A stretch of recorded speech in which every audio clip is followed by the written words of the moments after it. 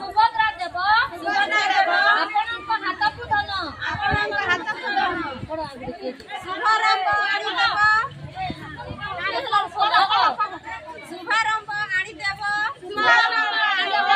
उत्साह नारी जीवन हेब सुख समृद्धमय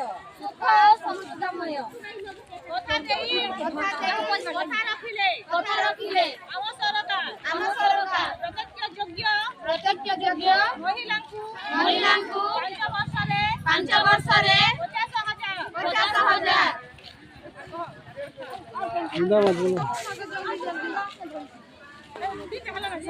मोहन बुझिले माँ और भौरी मन सुभद्रा देव आपणक हाथ को धन।